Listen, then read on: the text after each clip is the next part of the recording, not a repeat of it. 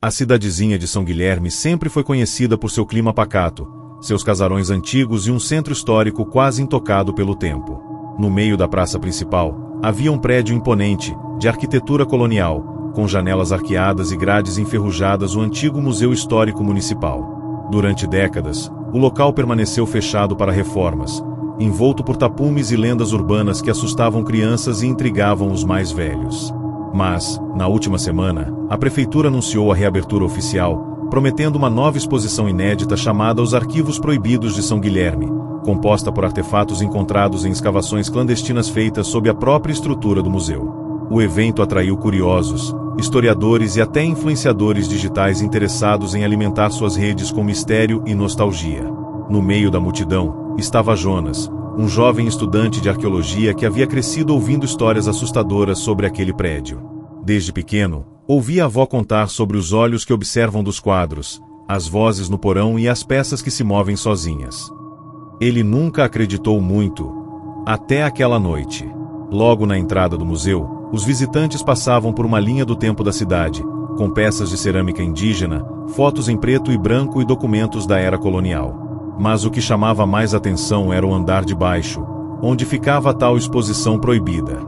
Os organizadores criaram um clima sombrio, iluminação fraca, sons ambientes sussurrantes e manequins representando figuras históricas. No entanto, o que realmente causava arrepios era a última sala, que estava trancada. Área interditada. Risco de colapso estrutural, dizia a placa pendurada na corrente. Mas por trás da placa, Jonas percebeu algo estranho. Havia pegadas de barro secando no chão, como se alguém tivesse entrado recentemente. Ele se aproximou para observar melhor e, ao fazer isso, notou que uma das correntes estava frouxa. Ao redor, os funcionários pareciam ocupados demais para notar sua curiosidade.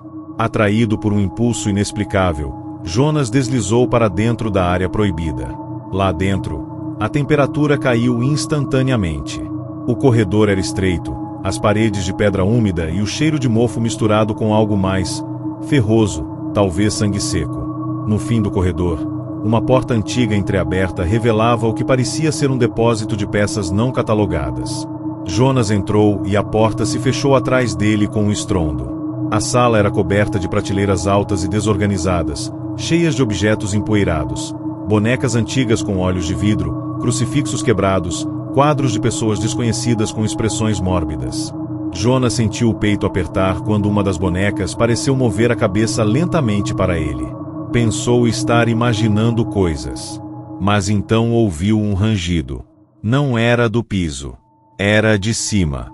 Quando olhou, viu uma escultura de madeira, um anjo de asas partidas, inclinando levemente a cabeça.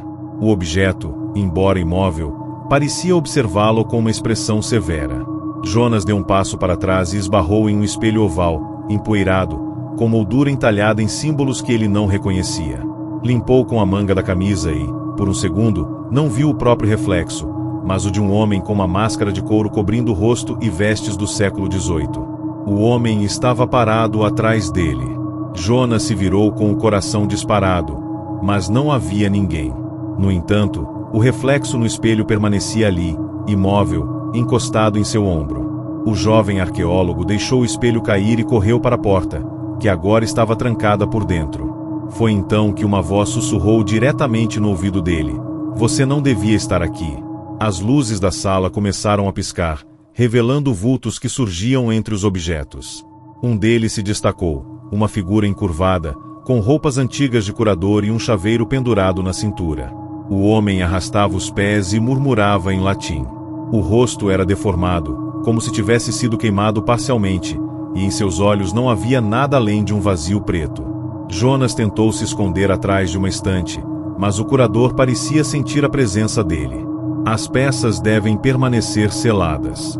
A curiosidade traz o caos.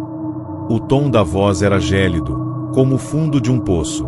Jonas se lembrou do que a avó dizia: "Asterisco, o museu guarda mais do que história. Ele guarda os segredos que não devem ser lembrados." Asterisco, com as mãos trêmulas, ele tateou o bolso e encontrou uma pequena lanterna. Ao iluminá-la em direção ao curador, percebeu que ele não projetava sombra. Era como se fosse parte do próprio lugar. Quando a figura chegou perto, estendeu uma das chaves do chaveiro em direção ao peito de Jonas. Ele pegou, sem entender, e naquele instante, a figura desapareceu como poeira sendo sugada por um redemoinho invisível. A chave tinha símbolos iguais aos do espelho. Um calafrio percorreu sua espinha. Ele sabia que precisava sair, mas também sentia que, de alguma forma, havia sido escolhido. Guiado por uma força instintiva, Jonas descobriu uma pequena porta camuflada entre os armários. A chave se encaixava perfeitamente na fechadura. Ao girá-la, uma escadaria em espiral revelou-se, descendo para um nível subterrâneo. As paredes ali eram cobertas por afrescos de pessoas com máscaras, todas participando de um ritual obscuro em frente a um altar. No centro, havia uma mulher de olhos fechados e boca costurada. Ao chegar ao fim da escada, Jonas encontrou essa mesma mulher, agora embalsamada, deitada em uma urna de vidro. Seus olhos se abriram lentamente ao sentir sua presença.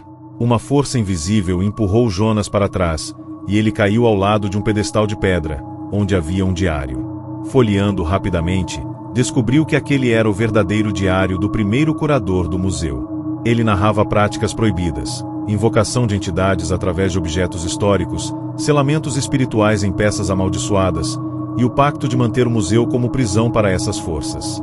As peças que estavam trancadas não eram apenas relíquias, eram cárceres. E ao quebrar a corrente da sala, Jonas havia libertado uma entidade antiga, a Condessa das Máscaras, cujo espírito agora habitava cada objeto do museu, espalhando sua influência como uma doença silenciosa. Jonas correu escada acima em desespero, mas o caminho de volta estava mudado. O corredor agora era muito mais longo do que antes, e as paredes pulsavam, como se respirassem. As luzes estouravam uma atrás dele, obrigando-o a correr em direção à única saída visível, uma porta com inscrições vermelhas que diziam última chance. Ele girou a chave mais uma vez e atravessou a passagem. Quando emergiu, estava de volta à sala principal do museu, mas tudo estava diferente. Nenhum visitante, nenhum funcionário. Os quadros agora mostravam rostos conhecidos. O dele estava entre eles, com uma expressão de terror congelada no tempo. Tentou sair pela porta da frente, mas o vidro refletia apenas escuridão. Um segurança surgiu no corredor e olhou para Jonas com pena nos olhos. Mais um curioso que cruzou a linha. Agora o museu tem um novo guardião. Jonas gritou, bateu, implorou, mas não havia saída. Lá fora, a cidade seguia normalmente, os visitantes entrando no museu, sem jamais imaginar que, nos andares mais profundos, ecos de gritos e segredos proibidos continuavam vivos. O museu não era apenas um lugar de história. Era um cemitério de almas presas no tempo, e agora Jonas era parte da exposição. Eternamente.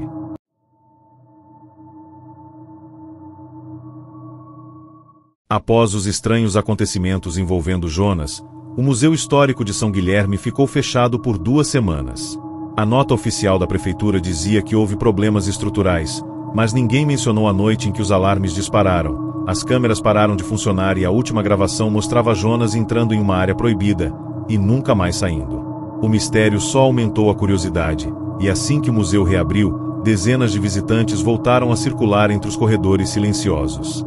Entre os novos rostos que chegaram com a reinauguração, estava Lucas, um jovem contratado como auxiliar de monitoria. Tímido, observador, Lucas sempre foi fascinado por objetos antigos, mas guardava um medo silencioso de lugares fechados. Aceitou o emprego pela necessidade, e pelo salário acima da média. Mal sabia ele que esse valor extra não era por acaso. Desde o primeiro dia, os outros funcionários o evitavam após o expediente. Nenhum queria fechar o turno noturno. Lucas, sem entender o motivo, aceitou cobrir uma dessas noites. E foi exatamente ali que tudo começou a mudar. Na terceira noite, como responsável pelo encerramento, Lucas fazia o percurso habitual para checar todas as alas. Às 23 horas, com os corredores vazios e o eco dos próprios passos preenchendo o ar, ele decidiu conferir os armários dos fundos, onde objetos menores eram guardados. Foi então que encontrou, em cima de uma prateleira, uma caixa metálica com o nome Curadoria B. Dentro, havia uma chave antiga, com um número gravado, **S0***. Curioso, ele procurou nos mapas do museu e nas fichas de inventário. Não havia nenhuma sala com esse código. Intrigado, Lucas foi até o porão, onde ficavam as áreas de acervo não exposto. Andou por corredores úmidos, passando por peças cobertas com lençóis brancos e manequins desfigurados. Até que viu uma pequena porta sem marcação, quase escondida atrás de uma estante de caixotes. Encaixou a chave, e ela girou com facilidade. Do outro lado, revelou-se um salão oval, com piso de madeira escura e teto muito alto. No centro, havia apenas uma cadeira e um espelho gigante, com moldura dourada e rachaduras em todas as extremidades. Lucas deu um passo para dentro e sentiu o ar ficar mais pesado. E então, o espelho piscou. Sim, piscar como se tivesse olhos. Lucas recuou, sem entender o que havia visto. Achou que fosse reflexo da lanterna, ou cansaço. Mas ao se aproximar novamente do espelho, percebeu algo mais perturbador. O reflexo dele não acompanhava seus movimentos. Quando ele levantava a mão, o reflexo mantinha o braço abaixado. Quando virou de costas, viu seu reflexo continuar olhando diretamente para ele. Um calafrio percorreu sua nuca. Tentou sair, mas a porta havia desaparecido. O cômodo agora estava selado, como se o museu tivesse mudado de forma. Atrás do espelho, as rachaduras começaram a brilhar, e então, vozes surgiram, primeiros sussurros, depois gritos abafados, choros, frases em latim e até vozes infantis que chamavam por ajuda. Lucas começou a bater nas paredes, desesperado. A cadeira no centro da sala se moveu sozinha, girando lentamente. Do espelho, seu reflexo se levantou, caminhou até a cadeira e sentou. E então, sorriu. Um sorriso cruel, largo demais para ser humano. Você aceitou entrar, disse o reflexo com uma voz grave e arrastada. Agora é minha vez de sair. Em questão de segundos, Lucas sentiu como se fosse puxado por dentro dos olhos. Seu corpo ficou paralisado, a respiração pesada, o coração batendo em um ritmo estranho. Diante dele, seu reflexo se levantou do espelho e saiu caminhando, do lado de fora do vidro ***. Lucas agora estava preso do outro lado. Sentia o frio do mundo espelhado, via a sala pelo avesso, onde tudo parecia escuro, sujo e coberto de sombras. As vozes ao redor começaram a se revelar. Dezenas de reflexos estavam ali, gritando em silêncio, presos em gestos repetitivos. Uma mulher de vestido branco arranhava o vidro sem parar. Um menino chorava em um canto escuro, seu rosto totalmente desfocado. Um velho escrevia em um papel invisível, repetindo o mesmo movimento há anos. Lucas tentou gritar, mas não tinha mais voz. Tentou correr, mas seus pés não obedeciam. Enquanto isso, seu reflexo agora habitava o mundo real, caminhando entre os corredores do museu, atendendo pelo nome dele, sorrindo para as câmeras, e levando uma vida que não lhe pertencia. Preso no mundo espelhado, Lucas descobriu uma espécie de biblioteca distorcida. Livros sem capa, páginas escritas com símbolos, diagramas de rituais e textos que falavam de selos de contenção, fragmentação da alma e os guardiões do vidro. De acordo com os textos, o espelho da sala S0 era um artefato ritualístico, usado por uma seita que vivia em São Guilherme no século XIX. Essa seita acreditava que o reflexo de uma pessoa guardava sua essência verdadeira, e que, ao aprisioná-la, podiam controlar o corpo no mundo real. Os que quebravam o ciclo do espelho se tornavam prisioneiros eternos. O único modo de escapar era encontrar a rachadura central, o ponto de fragilidade da maldição. Mas havia um porém. Só se podia tentar quebrar o espelho *** uma única vez ***. Se falhasse, a alma seria despedaçada e dissolvida no vidro, tornando-se parte da parede, dos olhos, dos reflexos. Lucas então iniciou sua busca pela rachadura central, enfrentando visões de sua própria vida, traumas esquecidos, arrependimentos e medos mais íntimos. Era como ser dilacerado por dentro, pedaço por pedaço, até que, finalmente, encontrou a rachadura no ponto mais alto do espelho, onde nenhuma mão humana alcançaria.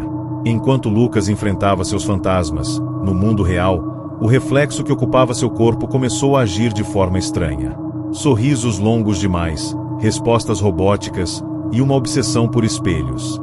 Funcionários começaram a perceber que Lucas parava por minutos olhando seu próprio reflexo, murmurando palavras em línguas desconhecidas.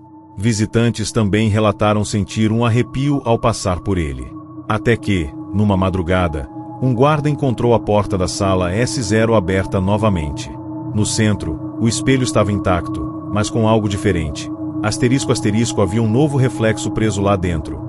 Asterisco asterisco era Lucas, com os olhos vazios e expressão de agonia. O reflexo antigo havia desaparecido. Na manhã seguinte, o museu anunciou uma nova peça na exposição especial, o Espelho Sem Nome, doado anonimamente à cidade. Hoje, qualquer visitante pode vê-lo, mas algo estranho acontece se você olhar por mais de 10 segundos. O espelho pisca. E se você estiver sozinho, é possível ouvir o seu próprio reflexo sussurrando: "Me deixe sair."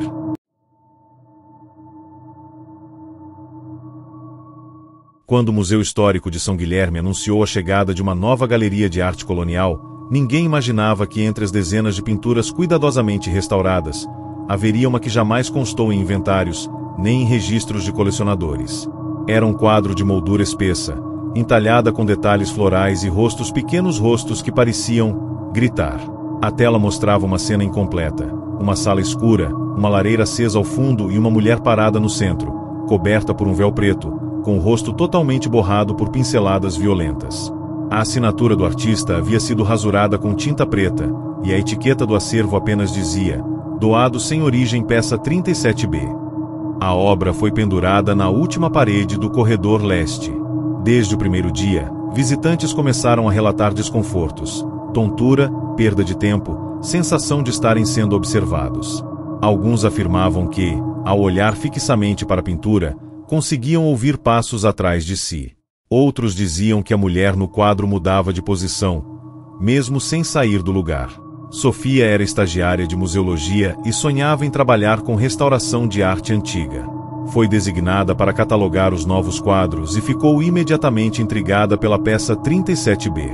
Sempre que passava por ela, sentia um arrepio subir pela espinha, e às vezes ouvia um leve sussurro vindo do quadro, como se a pintura respirasse. Em uma madrugada chuvosa, enquanto revisava documentos no museu vazio, Sofia notou que a pintura havia sumido da parede. O suporte ainda estava lá, mas a moldura havia desaparecido. Entrou em pânico e correu pelos corredores escuros, até que viu algo que a paralisou. O quadro estava no chão da sala de exposições temporárias, mas agora exibia 5 figuras ao fundo da mulher de véu, todas com o rosto deformado, como se tivessem sido apagadas às pressas. Nenhuma dessas figuras aparecia na versão original que ela havia visto no dia anterior. Sofia voltou para o escritório, confusa, e tentou revisar as fotos que tinha tirado. Mas nas imagens, o quadro aparecia todo preto como se nunca tivesse sido fotografado. Ao olhar para a tela de novo, a mulher de véu agora parecia estar olhando direto para ela. Obcecada, Sofia começou a investigar. Vasculhou arquivos antigos da cidade, registros de colecionadores e chegou até um jornal de 1923, onde uma nota falava sobre um artista local chamado Olavo Mendes, famoso por retratar pessoas que jamais posaram para ele. Diziam que suas obras surgiam em sonhos, e que os modelos retratados desapareciam pouco tempo depois. Um trecho da matéria chamava atenção. Sua última obra, não assinada, foi descrita como uma pintura maldita. Após finalizá-la, Olavo enlouqueceu e desapareceu em meio à própria casa, deixando para trás o quadro e uma lareira ainda acesa. Era a descrição exata da peça 37B. Sofia voltou ao museu naquela noite determinada a examinar o verso do quadro. Com o museu fechado, usou sua chave de estagiária e se esgueirou até o corredor leste.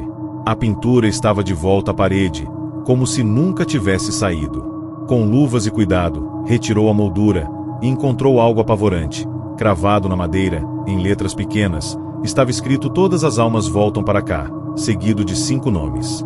O último nome era Sofia Menezes. Sofia congelou. Aquilo não podia ser coincidência.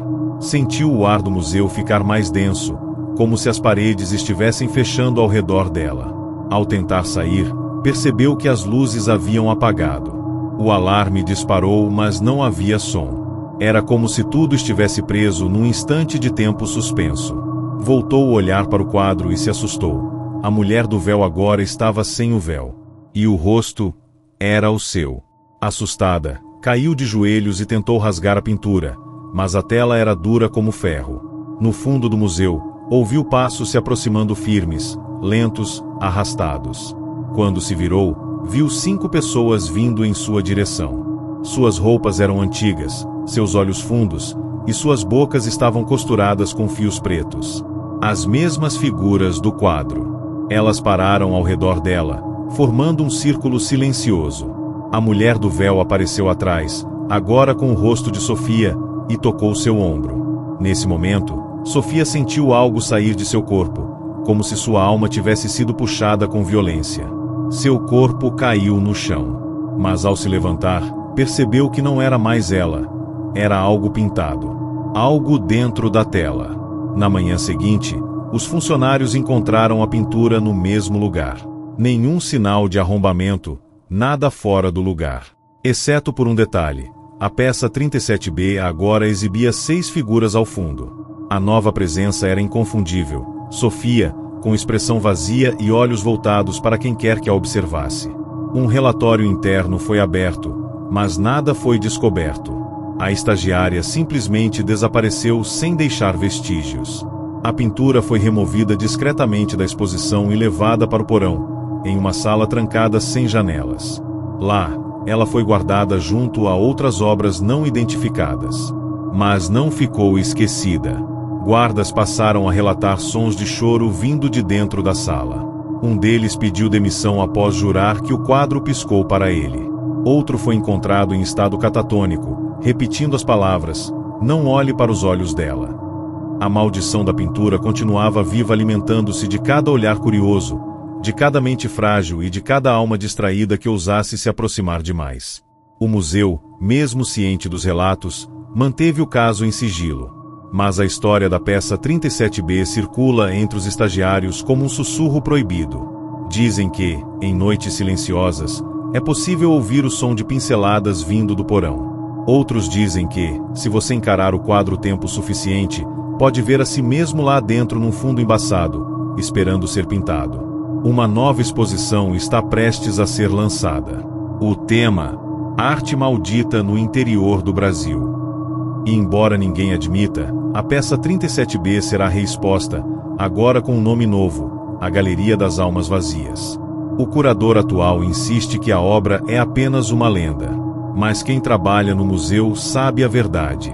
A pintura não é uma obra de arte, é uma porta. E cada nova alma retratada é mais uma que nunca sairá dali.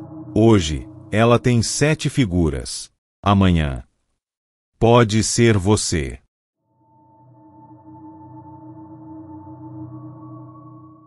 Durante mais de 30 anos, o Museu de São Guilherme foi dirigido por um homem reservado chamado Renato Salgado.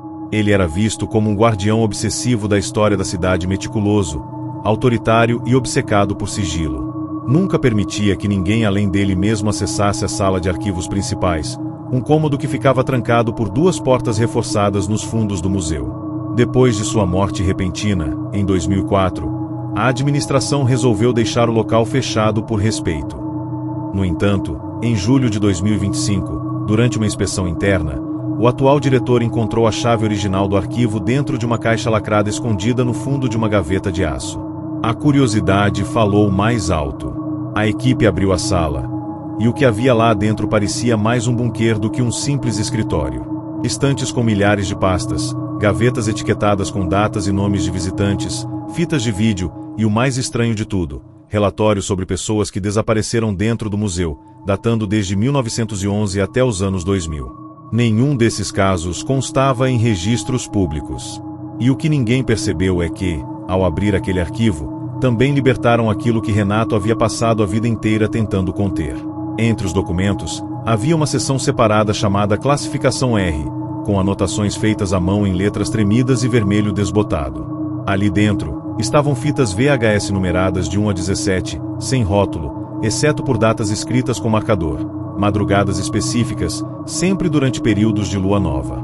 Um dos funcionários, chamado Caio, decidiu levar a fita 03 para digitalizar em casa, pois o museu não tinha mais os equipamentos antigos. Naquela noite, ao dar play no vídeo, percebeu algo estranho. A gravação mostrava a galeria principal do museu, aparentemente vazia. Mas aos poucos, sombras começavam a se formar sozinhas, como se alguém estivesse caminhando por ali sem corpo visível. Em determinado momento, a câmera captou uma figura estática de costas, com um sobretudo preto e uma cartola antiga. A figura ficou parada por 7 minutos inteiros, imóvel. E então, virou-se para a câmera. Onde deveria haver um rosto, havia apenas pele lisa, sem olhos, nariz ou boca. A fita cortou logo depois, com um som ensurdecedor de estática. Caio não dormiu naquela noite. E ao voltar para o museu no dia seguinte, a figura da fita estava retratada em uma pintura antiga pendurada no corredor leste. Uma pintura que nunca esteve ali antes. Intrigado com o que viu, Caio mergulhou nos relatórios escritos por Renato Salgado. As folhas estavam amareladas e repletas de termos como interferência metafísica, registro dimensional e infiltração não humana. Em um dos documentos, Renato descrevia que o museu havia sido construído sobre os alicerces de uma casa do século XVIII, onde uma seita realizava experimentos de transição espiritual. De acordo com ele, certos objetos absorviam ecos de rituais, criando zonas de interferência que se expandiam com a presença de pessoas.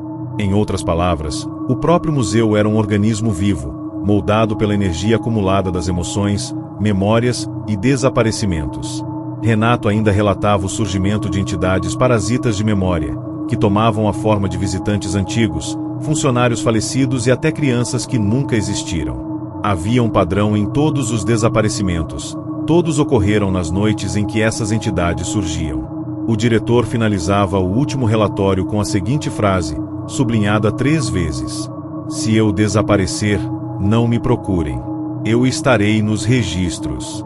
Não como homem, mas como parte do arquivo." Nos dias seguintes, Caio começou a perceber que os arquivos mudavam de lugar sozinhos. Pastas sumiam de uma prateleira e reapareciam em outra. Documentos que ele lembrava ter lido estavam com frases diferentes, como se reescrevessem sozinhos. Certa noite, enquanto verificava sozinho o conteúdo da sala, percebeu que uma gaveta havia sido deixada aberta e dentro dela havia um novo relatório datado do dia anterior. Mas ninguém havia escrito aquilo. No topo do papel estava seu nome, Caio Mendes, classificação R. O texto relatava a rotina dele, seus passos exatos nas últimas 48 horas, e terminava com uma previsão. Hoje, às 3h42 da manhã, Caio irá entrar no arquivo pela última vez. Desacreditado, mas tomado por um medo visceral, ele decidiu trancar a sala e ir embora mais cedo. Porém, às 3h41, acordou na cama com as roupas do trabalho e as chaves do museu no bolso. Estava suado, tremendo e com a mente embaralhada. E quando olhou pela janela, viu as luzes do museu acesas mesmo que estivessem programadas para desligar automaticamente à meia-noite. Como se algo o estivesse chamando de volta. Caio voltou ao museu decidido a descobrir o que estava acontecendo. Levou um gravador de áudio e começou a registrar tudo dentro da sala de arquivos. No começo, apenas silêncio e o som das páginas virando. Mas às 3h45, o gravador captou uma voz rouca sussurrando: "Você já está arquivado." Ele girou em direção ao som, mas não havia ninguém. As estantes começaram a render e os papéis voaram sozinhos pelo ar. As luzes falharam, deixando tudo à meia luz. Quando tentou correr, a porta da sala não abria mais. A maçaneta estava fria como gelo, e uma névoa começou a invadir o chão, subindo lentamente. Das sombras entre as estantes, surgiu o homem de cartola. Agora, mais perto, Caio pôde ver os detalhes. A pele do rosto era esticada artificialmente, como se alguém tivesse costurado um rosto falso. Em sua mão, ele segurava um livro de capa preta, com o nome Volume 18, Mendes, Caio. O homem então apontou para a prateleira mais alta, e ali, Caio viu uma caixa etiquetada com seu nome. Dentro dela, havia sua foto, seu RG e uma mecha de cabelo que ele não sabia ter perdido. O arquivo sabia quem ele era. E queria guardar. Na manhã seguinte, o museu abriu normalmente. Nenhum funcionário estranhou a ausência de Caio, pelo contrário. Todos juravam que ele havia pedido demissão 2 dias antes. No lugar dele, um novo estagiário foi contratado, e o diretor apenas comentou: "Temos tudo registrado." A sala de arquivos voltou a ser trancada, agora com uma fechadura digital. Mas entre os sussurros dos funcionários antigos, há quem diga que, se você for lá de madrugada e encostar o ouvido na porta, consegue ouvir páginas virando sozinhas. Outros garantem que há sempre uma nova pasta aparecendo a cada lua nova, com o nome de alguém que ainda não entrou ali, mas entrará. Na parede da recepção, há um quadro novo, instalado discretamente. Retrata um homem de terno claro, olhando para o lado, com uma prancheta nas mãos. A placa de identificação diz: Renato Salgado, diretor fundador. Mas se você olhar por tempo suficiente, poderá notar algo perturbador. O homem no quadro pisca. E às vezes, sorri.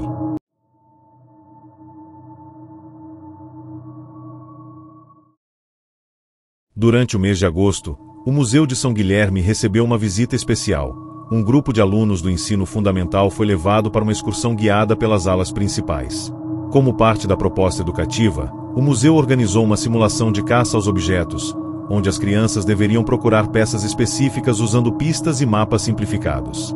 Entre os guias estava Júlia, uma monitora contratada temporariamente, com pouca experiência, mas bastante empolgada. Tudo corria normalmente, até que um detalhe passou despercebido. Ao final da visita, os responsáveis contabilizaram 29 crianças. Mas a lista original tinha apenas 28 nomes. Uma menina de vestido azul, cabelo preso e sapatilhas vermelhas aparecia nas fotos tiradas dentro da sala 12, uma área pouco visitada por ser repleta de mobiliário antigo e documentos restaurados. Nenhum adulto lembrou de tê-la visto na entrada. E o mais estranho, no sistema interno de rádio, o segurança noturno relatou ter escutado uma voz infantil chamando seu nome na madrugada, sussurrando entre estática: "Júlia, vem brincar comigo." Depois do episódio, Júlia ficou inquieta. Procurou os registros das câmeras da sala 12 e notou algo perturbador. Enquanto as crianças observavam os móveis antigos, a menina de vestido azul permanecia imóvel no canto da sala, encarando a parede. Em nenhum momento interagiu com os outros. Pior, ao rebobinar os minutos finais, era possível ver todos os alunos saindo, menos ela. A câmera continuou gravando por mais 5 minutos. E durante esse tempo, a menina se virou, olhou diretamente para a lente, e então sumiu da gravação como se tivesse se dissolvido no ar. A segurança da noite seguinte, uma funcionária chamada Tânia, passou mal durante o plantão. Disse ter visto uma criança parada no corredor da ala leste, imóvel, com o vestido encharcado. Foi levada ao hospital com pressão baixa e tremores. Antes de desmaiar, murmurou. Os olhos dela não tinham alma. A direção do museu decidiu trancar a sala 12 por tempo indeterminado, alegando problemas elétricos. Mas internamente, todos sabiam, algo havia sido despertado ali.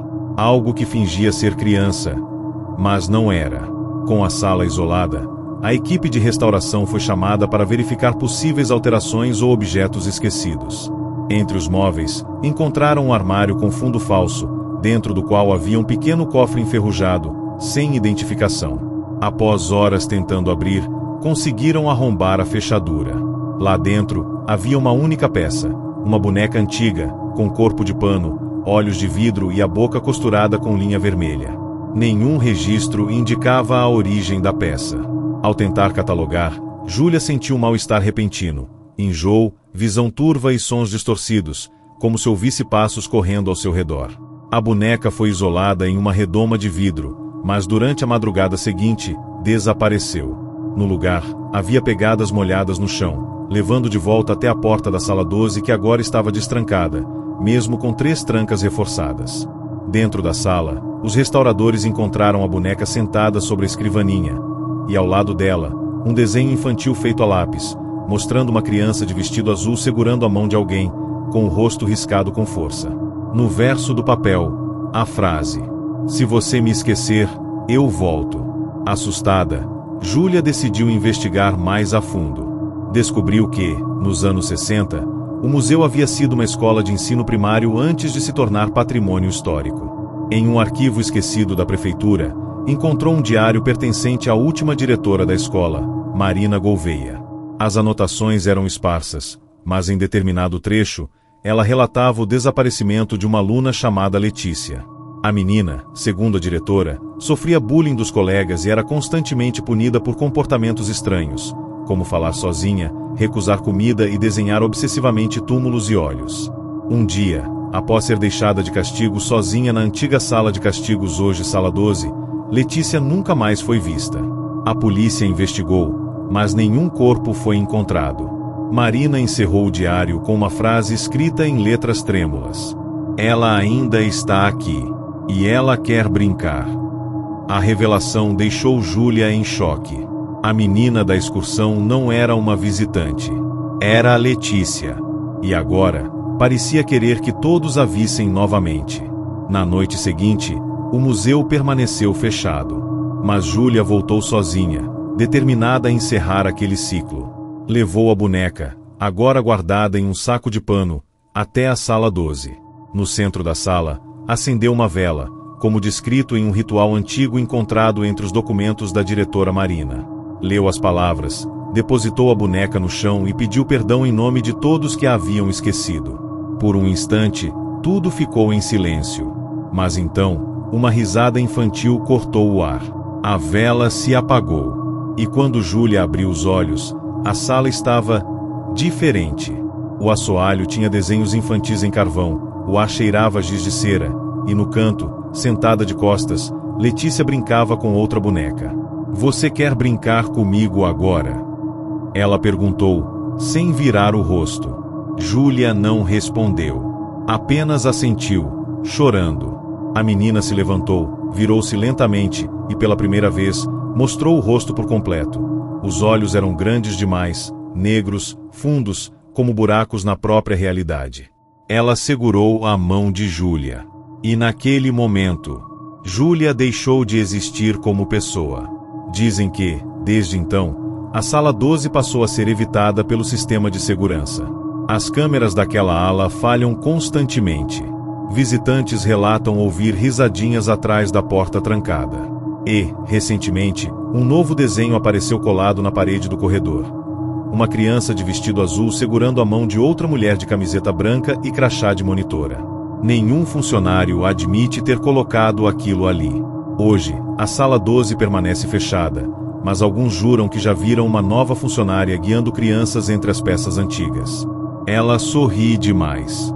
Nunca pisca. E seu crachá só tem um nome escrito à mão: Letícia.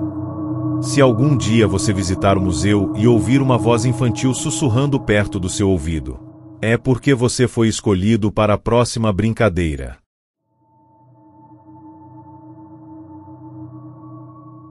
Nos fundos do Museu de São Guilherme, entre os corredores restritos ao público, existe um elevador antigo, instalado quando o prédio ainda funcionava como repartição pública na década de 40.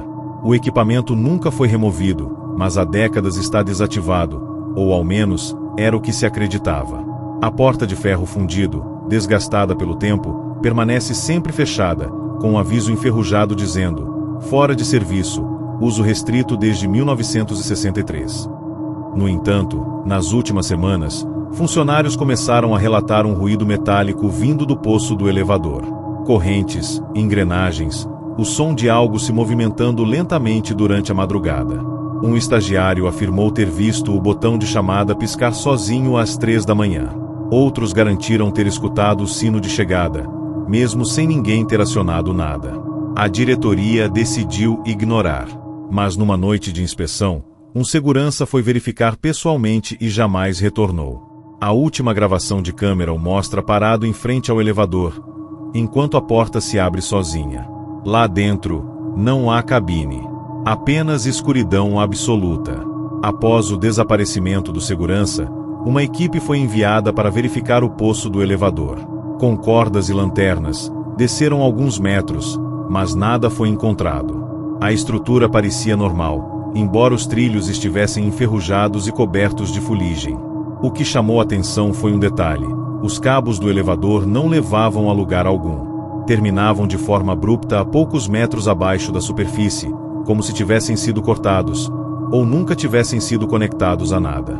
Ainda assim, na noite seguinte, outro funcionário relatou ter ouvido o barulho das portas se abrindo e o sino soando exatamente às 3h17. A diretoria, temendo novos incidentes, selou a entrada com correntes e solda. Mas 2 dias depois, as correntes haviam sido abertas.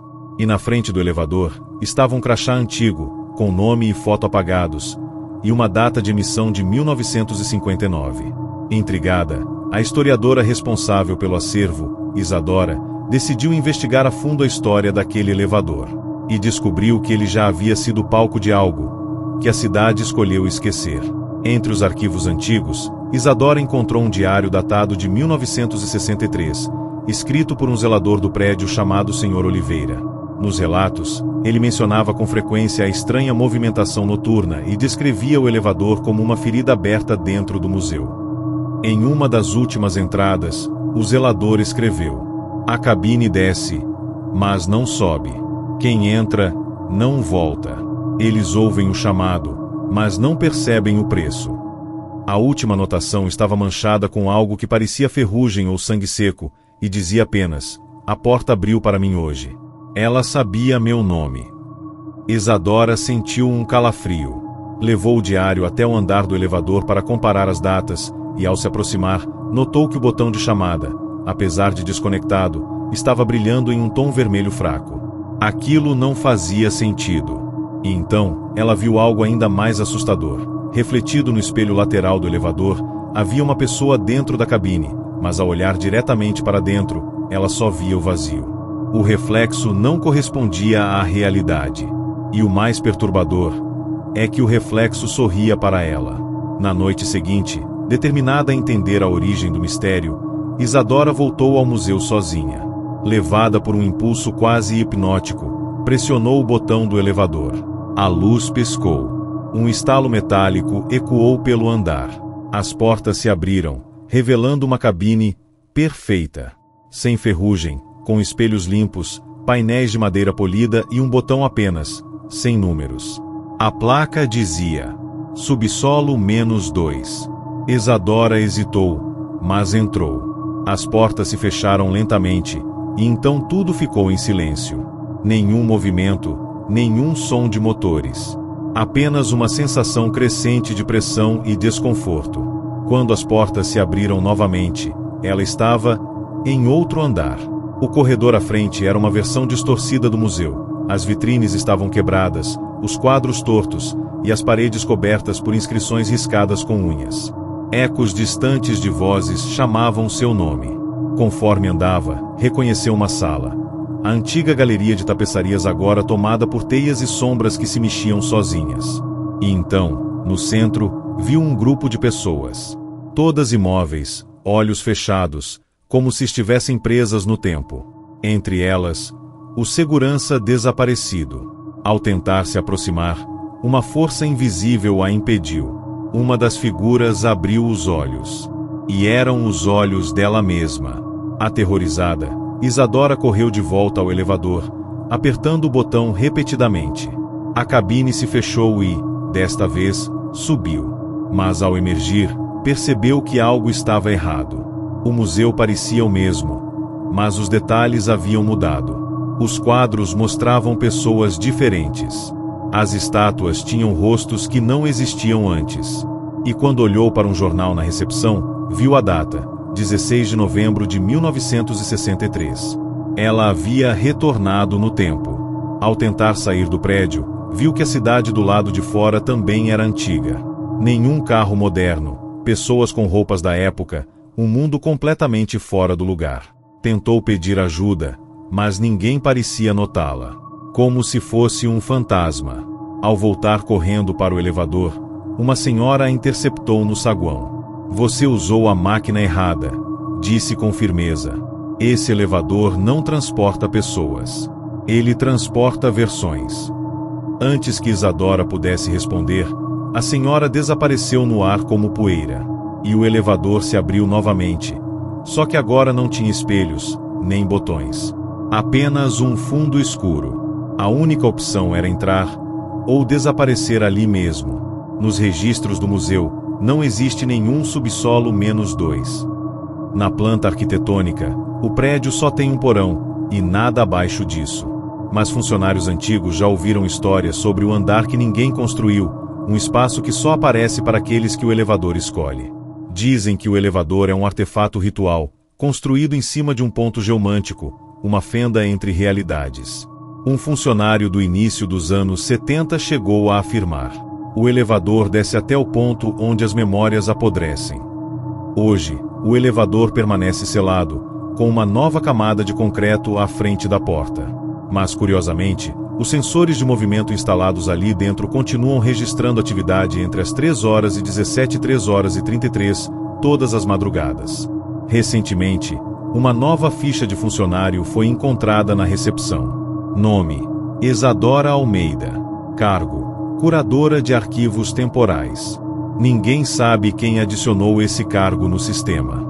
Ninguém viu sua contratação. Mas seu crachá está ativo. E se você estiver no museu em silêncio absoluto, poderá ouvir um sino distante. E logo em seguida, o som de portas se abrindo.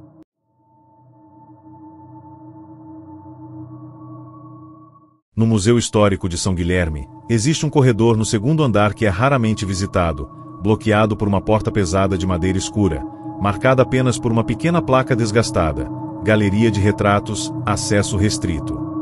Durante décadas, funcionários evitavam passar por ali após o expediente, e os visitantes jamais eram levados para aquela ala. Reza a lenda que os quadros pendurados nesse corredor guardam mais do que pinturas. Eles carregam fragmentos de memórias, de vidas esquecidas e até de almas presas. Em uma tarde chuvosa, a nova funcionária Larissa, curiosa e desacreditada em superstições, recebeu a tarefa de organizar o acervo dessa galeria para uma futura exposição. Ao abrir a porta, um arrepio percorreu sua espinha, mas ela entrou. As paredes estavam cobertas por retratos antigos, rostos sérios, olhos fixos e penetrantes. Ao passar lentamente, Larissa começou a ouvir sussurros, palavras incompreensíveis, frases fragmentadas, vozes baixas que pareciam vir de dentro das molduras. No dia seguinte, Larissa decidiu voltar ao corredor para investigar os sussurros. À medida que caminhava, percebeu que os sons aumentavam de intensidade. Não eram apenas murmúrios, eram vozes distintas, falando entre si, discutindo, pedindo ajuda, contando histórias antigas. Tentou se comunicar, mas as vozes fugiam, sumindo quando ela se aproximava. Uma das pinturas tinha uma pequena inscrição que passou despercebida em sua primeira visita: quem olha demais, entra para a galeria. Assustada, Larissa tentou sair, mas a porta que antes se abria com facilidade agora estava emperrada. Pressionou, empurrou, gritou por ajuda sem sucesso. A luz começou a piscar, e uma sombra atravessou o corredor, fazendo os quadros balançarem na parede como se fossem folhas ao vento. Sentiu o peso de olhares fixos em suas costas e o cheiro de mofo misturado com o odor metálico que parecia sangue. E então, uma das vozes falou diretamente para ela: não vá embora. Ainda há muito para ver. Entre as pinturas, Larissa encontrou um retrato que chamou sua atenção. Era uma jovem de cabelos escuros, olhos penetrantes e um sorriso triste. No verso da moldura, uma inscrição em latim dizia: anima in perpetuum captive alma cativa para sempre. Enquanto a observava, Larissa sentiu uma conexão estranha, como se conhecesse aquela mulher de outra vida. A voz daquela pintura tornou-se mais clara, repetindo seu nome: Larissa. Tentou se afastar, mas seus pés não obedeciam. A jovem do retrato parecia ganhar vida, movendo os olhos, acompanhando cada movimento dela. A voz então contou uma história. Helena fora uma mulher acusada injustamente de bruxaria no século XVII, aprisionada e morta dentro do que hoje é o museu. Sua alma não encontrou descanso e foi aprisionada nos quadros da galeria para evitar que sua vingança se espalhasse. Larissa sentiu-se cada vez mais envolvida, quase hipnotizada, como se estivesse sendo puxada para dentro da pintura. Conforme os minutos passavam, Larissa percebeu que o corredor se estreitava, as paredes se fechavam e o ar ficava rarefeito. O chão começou a tremer levemente, e as molduras dos quadros pareciam ganhar vida própria, movendo-se em sua direção. Tentou gritar, mas a voz não saía. Sentiu as mãos invisíveis de algo tentando segurá-la, puxá-la para dentro de um dos retratos. Lutou desesperadamente, até perceber que seu próprio reflexo no vidro de um quadro estava começando a se desfazer, tornando-se uma sombra distorcida. Helena apareceu atrás dela, sorrindo, e sussurrou: "Agora, você é uma de nós."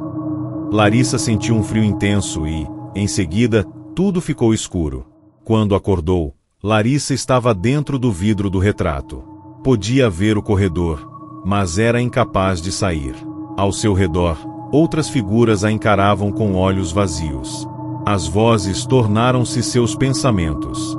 Soube que estava presa ali, na galeria de retratos, e que cada visitante distraído poderia ser o próximo. Lá fora, o museu continuava seu funcionamento normal, mas ninguém percebia a presença das almas cativas.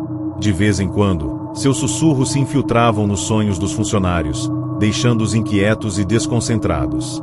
E Larissa? Ela agora é uma sombra, um sussurro, um rosto preso para sempre naquela parede, aguardando quem se atreva a olhar para ela com curiosidade demais. Antes de desaparecer, Larissa conseguiu deixar um aviso, gravado no antigo gravador encontrado no depósito da galeria. Cuidado com a galeria dos retratos. Não olhe fixamente para os olhos das pinturas. Eles não são apenas imagens. São prisões. E a porta para sair só abre para quem não tem medo de esquecer. E, até hoje, visitantes desavisados que passam pelo corredor relatam ouvir sussurros entre as molduras, como se as próprias paredes quisessem contar seus segredos. O museu mantém o acesso bloqueado, mas as histórias sobre o corredor dos retratos que sussurram continuam circulando. E uma pergunta permanece: quem será o próximo a entrar para a galeria?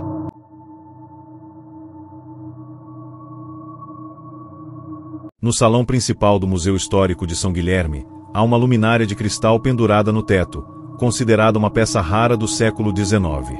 Durante décadas, ela iluminou as noites de eventos e visitas especiais, com seu brilho quente e dançante refletido nas paredes antigas. Recentemente, a luminária passou a emitir um brilho estranho, que não acompanhava o ritmo das luzes do local. Funcionários começaram a notar que, quando a luminária acendia sozinha, algo que acontecia sempre entre 2 horas e 3 horas da madrugada, um frio intenso tomava conta do salão, como se a própria luz carregasse um aviso silencioso. A supervisora Maria, encarregada da manutenção, decidiu investigar a origem do problema, sem imaginar que a luminária guardava um segredo sombrio e ancestral. Maria percebeu que o brilho da luminária não era apenas uma falha elétrica. A luz parecia pulsar, chamando atenção para um ponto específico do salão, próximo a uma parede que sempre foi considerada estranha pela equipe. Ali havia uma pintura que representava uma antiga festa na região, com convidados sorridentes e trajes de época. Ao se aproximar, Maria ouviu um sussurro quase inaudível, uma voz feminina chamando pelo nome dela. O salão ficou ainda mais frio, e por um instante, sombras passaram pelas colunas, dançando como se fossem sombras humanas. Maria, apesar do medo, sentiu uma atração inexplicável para investigar mais. A luminária parecia não querer que ela fosse embora. Durante uma visita noturna ao museu, Maria ouviu a voz com mais clareza. Uma mulher que dizia ser Helena, a mesma figura do retrato na Galeria Proibida, que agora revelava uma nova faceta. Helena contou que, em vida, fora uma dama da alta sociedade local, envolvida em um triângulo amoroso que terminou em tragédia. A luminária, uma herança de sua família, fora enfeitiçada para prender sua alma no museu após sua morte injusta. Ela buscava redenção e precisava de alguém para libertá-la do ciclo eterno de sofrimento. Maria, tomada pela história, decidiu ajudá-la, mas desconhecia o preço que pagaria por isso. Nas noites seguintes, Maria começou a perceber fenômenos mais intensos. A luminária acendia e apagava em ritmos variados, sombras apareciam e desapareciam, e vozes antigas ecoavam pelos corredores. Durante uma vigília, ela foi convidada para uma dança pelas sombras, uma experiência sobrenatural onde o tempo parecia se distorcer e o espaço se expandir. Maria viu cenas do passado, festas elegantes, intrigas e a traição que levou Helena à morte. Ao final, uma presença fria agarrou seu braço e sussurrou: "Você é a próxima." Maria conseguiu fugir, mas algo dentro dela havia mudado para sempre. Com o passar dos dias, Maria sentiu sua energia sendo drenada. Perdeu o sono, a vontade de comer, e por vezes, parecia não estar totalmente presente no mundo real. Descobriu que, para libertar Helena, alguém precisava assumir seu lugar, ficar preso na luminária, alimentando a maldição para que a alma aprisionada pudesse partir. Maria enfrentou um dilema: abandonar a mulher que pedia ajuda ou sacrificar sua própria vida para quebrar o ciclo. Em uma última noite, retornou ao salão principal, acendeu a luminária e pediu perdão. A luz pulsou intensamente, e uma sombra feminina apareceu, sorrindo agradecida.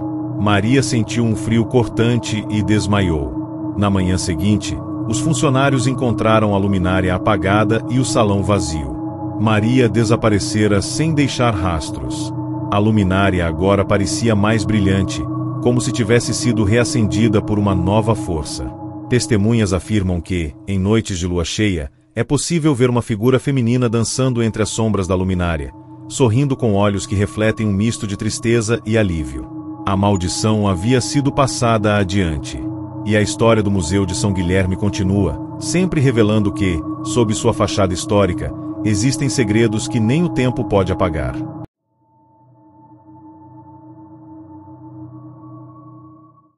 No terceiro andar do Museu Histórico de São Guilherme, existe uma sala pequena conhecida como a Sala das Estatuetas.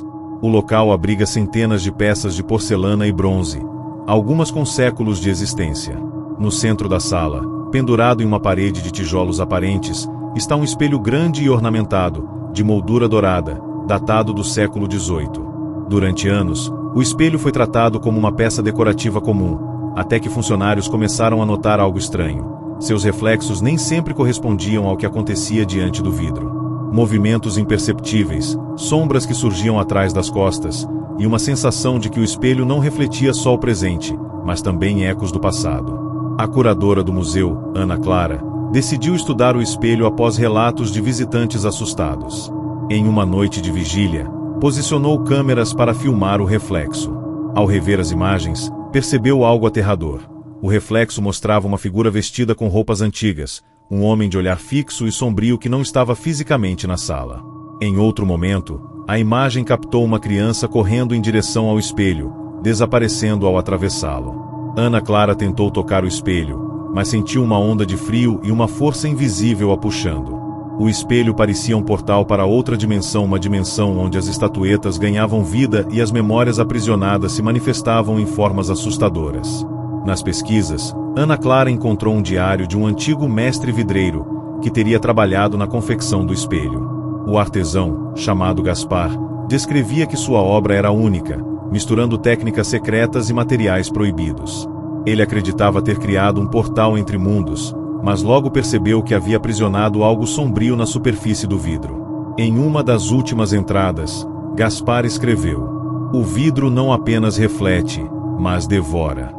Aqueles que olham demais para ele são puxados para dentro do véu, tornando-se parte do reflexo eterno." Ana Clara entendeu que o espelho era fonte de muitas das manifestações inexplicáveis do museu e que deveria ser tratado com extremo cuidado. Durante uma inspeção solitária, Ana Clara ouviu passos atrás de si. Virou-se rapidamente e viu o homem do reflexo parado no canto da sala. Sem conseguir gritar, sentiu-se hipnotizada pelo olhar fixo e sem vida daquela figura. Tentou se afastar, mas foi sugada pelo espelho como se fosse feita de água. Do outro lado, tudo era escuro e silencioso, exceto pelas estatuetas que pareciam ganhar vida, mexendo-se lentamente ao seu redor.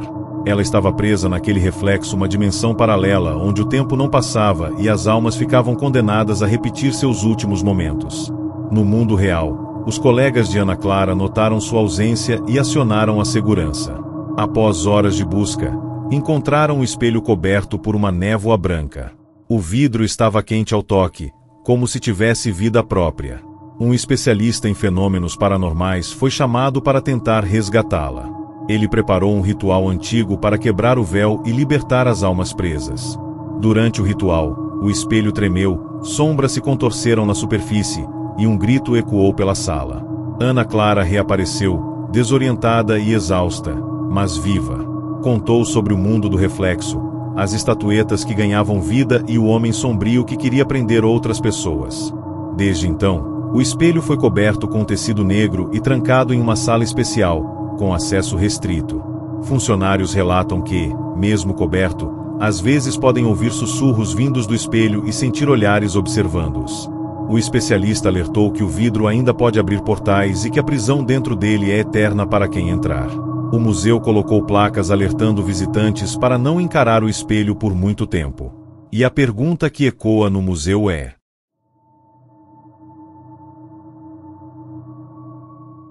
no alto do Museu Histórico de São Guilherme, há uma torre que abriga um relógio antigo, instalado no início do século XX. Durante anos, o relógio marcou as horas da cidade, com seus badalos ecoando por toda a região. Porém, em uma manhã fria de novembro de 1923, o relógio parou exatamente às 3h15 da madrugada, e nunca mais voltou a funcionar. Desde então, a torre permaneceu fechada, e seu acesso foi proibido. Recentemente, com a restauração do museu, a torre foi reaberta para visitas guiadas, mas o relógio continuava imóvel, com as mãos marcando eternamente aquele horário fatídico. Funcionários começaram a relatar sensações estranhas ao se aproximarem da torre, como se o tempo ali dentro estivesse congelado, e vozes sussurrando segredos do passado. Dentre os relatos, destacou-se o de um zelador chamado Joaquim, que cuidava da torre na década de 1930. Em seus diários, encontrados recentemente, ele descrevia encontros com uma figura misteriosa, um homem vestido com roupas antigas, que aparecia sempre às 3h15, parado junto ao relógio, observando o museu abaixo. Joaquim relatava que esse guardião do tempo não falava, mas transmitia uma sensação profunda de pesar e vigilância. Em uma das entradas, o zelador escreveu: "Sinto que o tempo parou para ele, como se estivesse preso, esperando por algo ou alguém." Essas palavras ecoaram nos dias atuais, quando visitantes começaram a sentir que a torre era um ponto onde passado, presente e futuro se misturavam. Pesquisas revelaram que a torre do relógio foi palco de um evento trágico. Em 1923, uma explosão destruiu parte do museu, matando várias pessoas e provocando um incêndio que foi contido às pressas. Dizem que a explosão aconteceu exatamente às 3h15 da madrugada, momento em que o relógio parou. Desde então, relatos de aparições começaram a surgir, com sombras dançando nas paredes da torre e o som dos badalos ecoando mesmo com o relógio parado. Funcionários antigos contavam histórias sobre um relógio que não marcava o tempo, mas sim prendia os momentos dolorosos daqueles que ali morreram, eternizando suas angústias. Durante uma visita noturna, a historiadora responsável, Clara, subiu até a torre para investigar. Ao chegar, sentiu uma presença densa e fria. Viu a silhueta do guardião do tempo, imóvel, olhando para o horizonte. Ele virou lentamente para ela, revelando um rosto marcado pela dor e solidão. Clara tentou se comunicar, mas suas palavras foram recebidas apenas com um silêncio opressivo. O relógio soou 3 vezes, embora estivesse parado. Então, uma voz ecoou na sala: "O tempo não cura, só aprisiona." Clara percebeu que a torre não era apenas um relógio parado, mas uma prisão para aqueles que não encontraram descanso. Determinado a libertar as almas presas, Clara buscou antigos rituais de passagem e preparou uma cerimônia para reativar o relógio. Durante a noite do ritual, o museu ficou em silêncio absoluto, enquanto as mãos do relógio começaram a se mover lentamente. O ar se tornou pesado, vozes sussurravam entre os tijolos da torre, e sombras se agitaram pela última vez. Ao final, um brilho suave iluminou o museu, e o guardião desapareceu, deixando para trás uma sensação de paz. Porém, Clara sentiu que algo havia sido trocado. O relógio estava funcionando, mas o tempo dentro da torre parecia fluir de maneira diferente, como se ela mesma tivesse assumido um novo papel, tornando-se a nova guardiã dos momentos congelados. Desde então, Clara é vista com frequência na torre, especialmente nas madrugadas, observando o museu e ouvindo os ecos do passado. O relógio marca as horas, mas com um leve atraso, como se estivesse ajustando o ritmo do tempo à sua nova guardiã. Visitantes relatam que, se você estiver próximo à torre às 3h15, pode ouvir uma melodia suave e triste, como uma canção de ninar antiga. O museu mantém o acesso à torre aberto, mas com aviso para que os visitantes respeitem o silêncio e a reverência ao tempo ali guardado. E o relógio nunca mais parou. Mas quem realmente comanda as horas é um segredo guardado entre as paredes da torre.